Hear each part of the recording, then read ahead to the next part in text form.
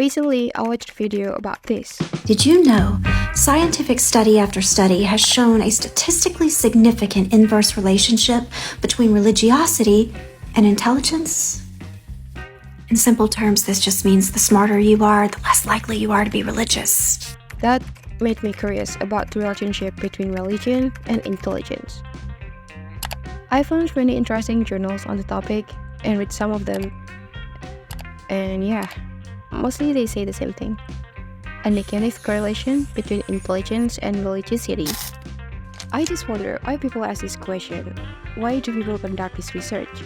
Is there any purpose, like making people question their beliefs? One thing that I hear a lot is, are religious people, whether they're fundamentalist or more spiritual, are they stupid? Are they less intelligent?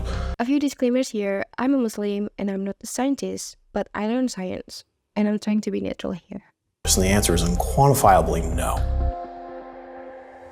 Science is a very big domain, and so is philosophy. The short answer is that I think that philosophy and science overlap. Philosophy has contributed zero to science, and my experience with philosophy in general, and I have come across philosophers, is that they're very clever, but have absolutely nothing of interest to say.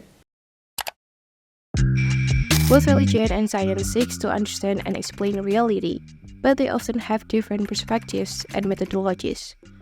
Science looks for facts through experiments and aims to understand how things work, while religion focuses more on finding meaning and purpose in life. Nowadays we know that physics is not about what the world is like. Physics is about the business of predicting the positions of pointers on measuring instruments and so on and so forth. Some people believe they cannot both be right, so they feel they must choose one of the other. However, there are different ways to think about how religion and science relate to each other. There are several ways you can do this. You could put them in watertight compartments. He is Ian Barber, a professor of physics and religion who identified 4 ways in which science and religion may interact. First of all, let's begin with this. The conflict view says that religious ideas and scientific facts just don't match up, so you have to pick one side or the other. On the other hand, the independent view suggests that religion and science deal with different things. Both science and religion can be true at the same time, as long as they respect their respective domains. Most of the scientists that I've encountered in my history of research and teaching in academia, I would say adopt the position of independence. And if they take the scriptures seriously, they probably think that they have very little to say about science. And if they take the supernatural seriously, they probably think that it's completely separate from the scientific realm. For example, religious texts mention that the earth was created in 7 days. However, scientific evidence, such as fossil records and geological studies, suggest that the earth formed over a billion of years through natural processes like evolution and plate tectonics. In this case, the conflict view would argue that you have to choose between accepting a religious belief or the scientific evidence. On the other hand, the independent view would suggest that these beliefs and scientific findings address different aspects of life. One focuses on spiritual matters, while the other deals with natural phenomena. Perhaps some scientists at least are a little more humble about the limitations of science, recognizes that science raises questions that it doesn't itself answer. Then there's the dialogue view and the integration view. The dialogue view says that even though religion and science have different methodologies, they might still have some similarities. This model focuses more on communication and understanding, without necessarily changing each other's core beliefs. When the conversation goes deeper and combines perspective from both sides, it's called the integration view, and it might change someone's beliefs.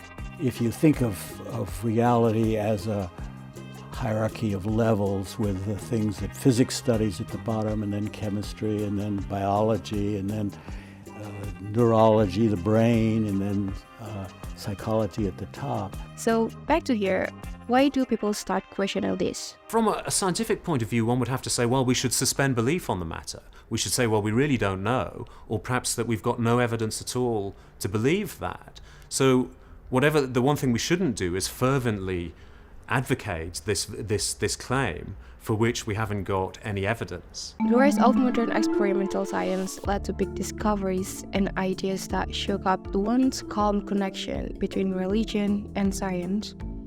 This happened because modern science often clashes with religious beliefs by offering different explanations about how the world and life work. Take the theory of evolution, for instance, which challenges the idea of creationism in some religions by explaining how humans came to be. So if evolution is true, believe conservative Christians, then Genesis and the entire Bible have to be false. What we as Muslims believe is that science is a source of knowledge, but at best, it's not going to give you concrete, absolute knowledge. Quran is a source of knowledge which we know with certainty is absolute and true. Religion and science are like speaking different languages but saying the same thing or explain things in a way that helps each other. Because the universe is so amazing and we can understand everything. At the end, religion and science will remain connected, past, present, and future.